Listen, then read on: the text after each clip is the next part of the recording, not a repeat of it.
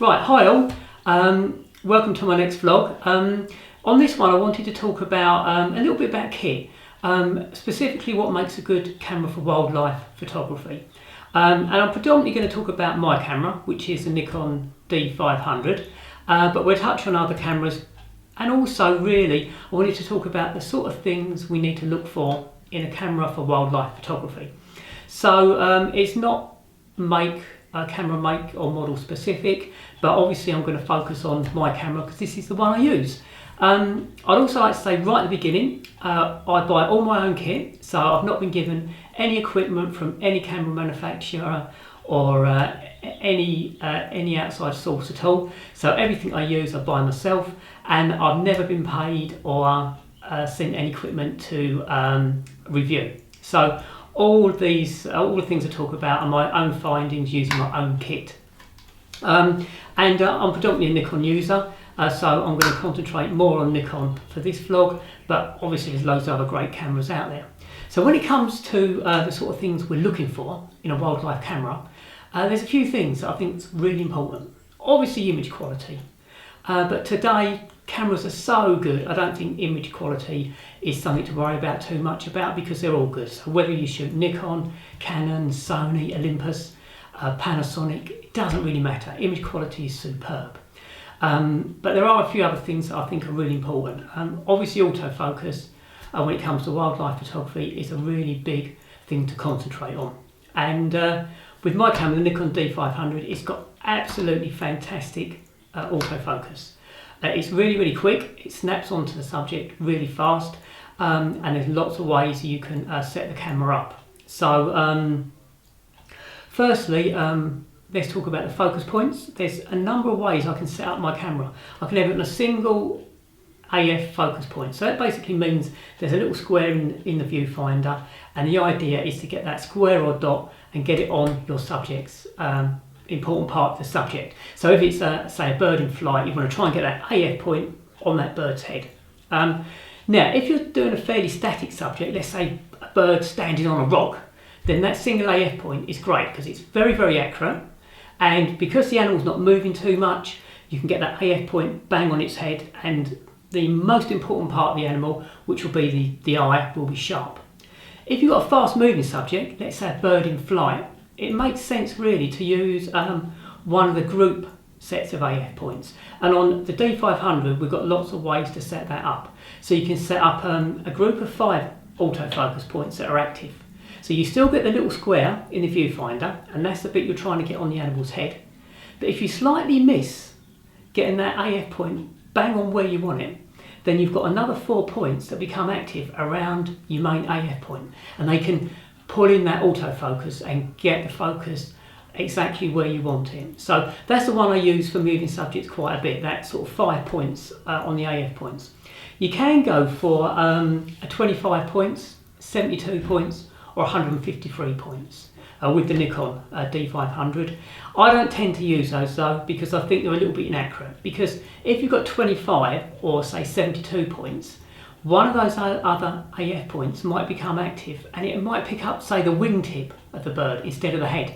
So you'd have the wrong part in focus. So I normally stick to either single AF or a little group of 5 AF points, and that's where the Nikon, again, is really good.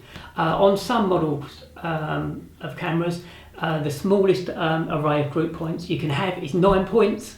And again, I think that's a little bit too wide. It's not too bad, but I think 5 points for me is a little bit more accurate. And then also we've got either the option of single AF where we focus and lock on a single point, and if I keep my finger on the shutter button, it'll be locked on that point where I focused, or continuous focusing where the camera keeps continuously refocusing. And for a moving subject, that's what I would normally use. So that's AF. It's got a very good AF system. The AF speed does depend on the lens you're using. So when I use this with my prime 600mm lens, this camera and that lens is an unbelievably fast combination. This is the 200 to 500 zoom, which I use a lot, and even though it's not such an expensive lens, it's still very good when it's combined with the D500. So we've got really solid, crisp autofocus performance. it doesn't hunt around too much, and it's reasonably quick as well. So I don't miss many shots with this combination.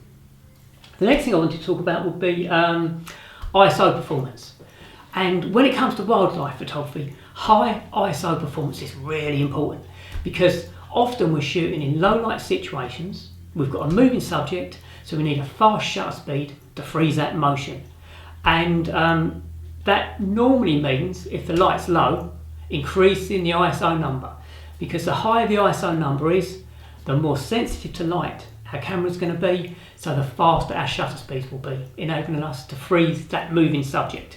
And with the Nikon D500, my ISO rate goes from ISO 100, which is obviously not that sensitive to light, but very good quality, image quality, all the way up to 51,200 ISO. Now, the trouble with using too high an ISO number is you get what's called digital noise, and that's where you get these little speckly dots that spoil the image quality. So again, it makes sense to have a camera that's got really good high ISO performance. In other words, you don't get too much digital noise when you're using high ISO numbers. And again, the Nikon D500 is great for high ISO performance. I can shoot up to quite high numbers with very, very little noise. I normally shoot up to about 6,400 ISO. I could probably go a bit higher than that on this camera, but I know at 6,400 I'm going to get a really good image. If I can shoot with a lower ISO, if the light levels are high enough, then I will. 3,200, 1,600, so on. But having a camera that's got a good control of noise at high ISOs is really important, because often we're shooting, as I say, in low light situations, or we're shooting early in the morning when the light's not quite so high, or late in the evening, because they're the best times for wildlife. You've got really good quality light because the light's lovely and warm, and there's more wildlife about mornings and evenings. So it makes sense that's the sort of time you're going to be shooting. So high ISO performance is really, really a bonus if you're buying a camera body. So look out for that. And then frame rate. Nikon D500 shoots at 10 frames a second. So it means if I shoot on continuous burst, I can shoot 10 frames every second, which means I can capture that fast moving action. But more importantly, this is a real speed machine, because it will also capture 200 RAW files before the camera needs to have a rest and start to write those files from the internal memory to the memory card. So the longer the burst rate, the better really, because we don't want to miss any of that action. So again, D500 scores really well on burst rate. So it's another thing to consider. And then last but not least, this is an APS-C sensor, otherwise known as a crop sensor. And that can be a plus or a minus, depending on your outlook. So what it basically means is this sensor is smaller than the ELPH 35mm piece of film. In fact, it's around about 2/3 the size of a full frame sensor in a digital camera or a piece of 35mm film. So the downside of that is, if you've got two 20mm pixel camera bodies, one is a full frame camera body and one is a crop censored body. On the crop censored body, the pixels will be smaller and closer together, which means you may not get quite so much fine detail recorded, and you also have got the possibility of getting a little bit more noise because those pixels are closer. So that could be a downside. But again, with the D500, the noise control is really good, the quality of the image is really great, and the fine detail is good too. So I don't think that's a problem. And on the plus side, what it basically means is, because this sensor is smaller than a full frame sensor, it gives you a narrower angle of view. It's about 2/3 of the angle of view of a full frame sensor. And what this has in a angle of view practical terms is it multiplies the focal length of your lens. And with the Nikon, it multiplies the focal length by 1.5. With a Canon, it's 1.6. With an Olympus Panasonic 4/3 system, it's ×2. So for wildlife, that's fantastic, because it means my 200 to 500mm zoom, when I'm zoomed out to the 500mm bit, it becomes 500mm times 1.5. So it will act like I've got a 750mm lens fitted to the camera. So if we're photographing small animals that are reasonably far away, by being able to multiply the focal length of my lens. It's going to bring that distant subject and make it look bigger in the frame, which is what we always striving for with wildlife. You never seem to be close enough to that wildlife. We're in hides, we've got bag hides over ourselves, we're really still, we're really quiet, but you're still, the longer the focal length you've got, the bigger that animal is going to appear in the frame and on the digital sensor. So I think the crop censored body is great for wildlife. Now, as I say, I'm banging on about the Nikon D500. For me, I think it's one of the best wildlife photography camera bodies on the market. It's been out for a couple of years now. I've been using this body for literally 18 months or more. All the wildlife pictures I've put on the end of my vlogs, if you've seen any of my previous vlogs about wildlife photography, have all been taken with this D500, or the majority. The image quality is great, the autofocus is great, the frame rate is great. I love this camera body. So I think it's one of the best wildlife camera bodies on the market. That's not to say that other makes are not great too. Canon have got some great camera bodies for wildlife photography. 7D Mark II, 1DX, Olympus, Panasonic, Sony, all good. So this is not like a puff piece for Nikon, it's just I'm a Nikon user, and I can heartily recommend the D500 from personal use. All the other camera bodies, do your research, but again, look at those things. Look at image quality, look at autofocus performance, look at high ISO performance, and decide on whether you want to go for a full frame or crop censored body. And I think if you take all of those things into consideration, you're going to come away with a really well-informed decision.